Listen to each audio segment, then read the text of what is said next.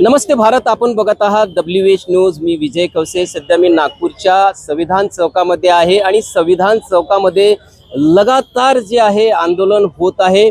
आता माझ्या पाठीमागे तुम्ही बघू शकता, हे संपूर्ण पोलिसांचा या ठिकाणी तगडा बंदोबस्त आहे. काही वेळातच आता या ठिकाणी मोठ्या प्रमाणात एक आंदोलन झालेलं आहे.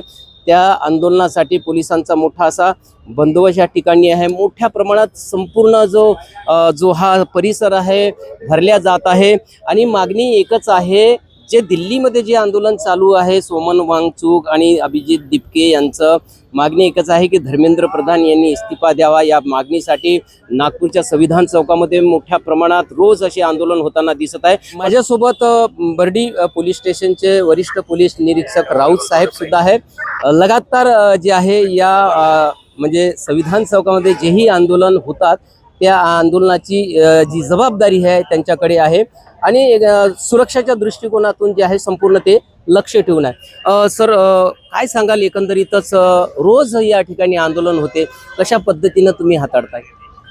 जोपर्यंत जनतेचा जो काही विषय आहे, ज्वलंत इश्यू आहे, तो जोपर्यंत शांत होत नाही तोपर्यंत जनता सुद्धा शांत होणार नाही. त्यांचा उद्रेक जो आहे तो चालू राहणार आहे. त्यांच्या भावना जे आहे ते भावना ते व्यक्त करणार आहे आणि संविधानाने दिलेल्या राईट्सनुसार ते शांततेमध्ये प्रोटेस्ट आणि ते नारे निदर्शन करत आहे.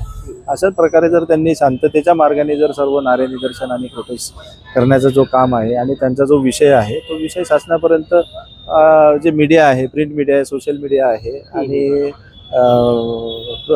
व्हॉट्सअप वगैरेच्या माध्यमातून किंवा कुठल्याही मीडियाच्या माध्यमातून तो शासनापर्यंत त्यांचा विषय तो पोहोचवत आहेत, तो पोहोचवण्याचा प्रयत्न करीत आहे.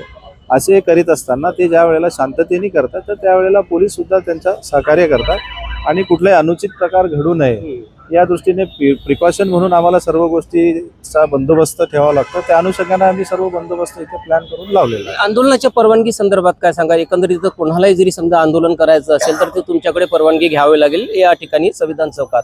त्याची काय प्रोसिजर आहे आणि ते सुद्धा म्हणजे कार्यकर्त्यांना कळले पाहिजे. कुठलेही आंदोलन करण्यापूर्वी पोलिसांना किंवा प्रशासनाला माहिती असणे आवश्यक असते आणि अचानक कुणीही उठून अधिकार जरी असला आणि माहितीच नसेल तर ते बेकायदेशीर आंदोलन होते. म्हणून पोलिसांना माहिती देऊन, पोलिसांकडून सर परवानगी घेऊन, प्रशासनाकडून परवानगी घेऊन आंदोलन दिलेल्या वेळेत सुरू करून दिलेल्या वेळेत जर संपवलं तर त्या आंदोलनाला अर्थ आहे. अन्यथा ते आंदोलन सुद्धा बेकायदेशीर ठरू शकते परवानगी दिल्यानंतरही. तर परवाच्या दिवशी तसाच एक प्रकार झाला होता की त्यांनी वेळ संपल्यानंतरही त्यांनी उठण्यास नकार दिला.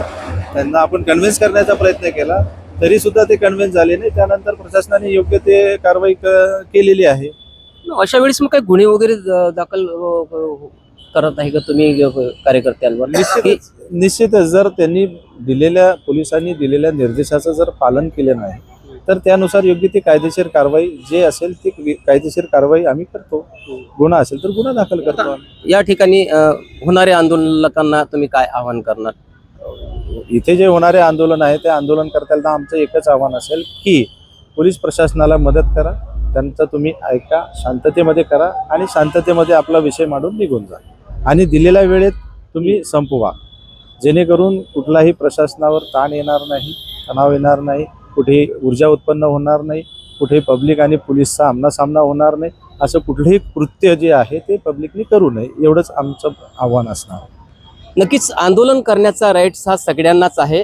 लोकशाहीमध्ये आर्टिकल 90 सर बोलण्याचा अधिकार आहे, आंदोलन करण्याचा अधिकार आहे. पण आंदोलन जे आहे कायदेशीररित्या आंदोलन झालं पाहिजे आणि आंदोलनाची जर अनुमती असेल तरच आंदोलन झालं पाहिजे आणि वेळेमध्येच ते आंदोलन संपवलं पाहिजे असं PI सरांनी सांगितलं आहे. नक्कीच आहे, आपल्याला आंदोलन तुम्ही करू शकता पण कायदेशीर आंदोलन करा. कायदेशीर आंदोलन शांततेच्या मार्गाने आंदोलन झालं पाहिजे आणि वेळेतच जे आहे तुम्ही आंदोलन संपवलं पाहिजे आणि पोलिसांचं सुद्धा म्हणजे त्या तशा आंदोलनाला सहकार्य राहतील आणि एकंदरीत सुरक्षाच्या दृष्टिकोनातून जे आहे पोलिसांना जे आहे सतर्क राहावं लागते. आणि जर आंदोलनामधले जर नियम मोडत असेल तर नक्कीच मग गुन्हे सुद्धा दाखल होईल असंही PI जे आहे राऊत सरांनी सांगितलं आहे. बघत राहा WH न्यूज, लाईक करा, सबस्क्राईब करा. धन्यवाद, नमस्कार.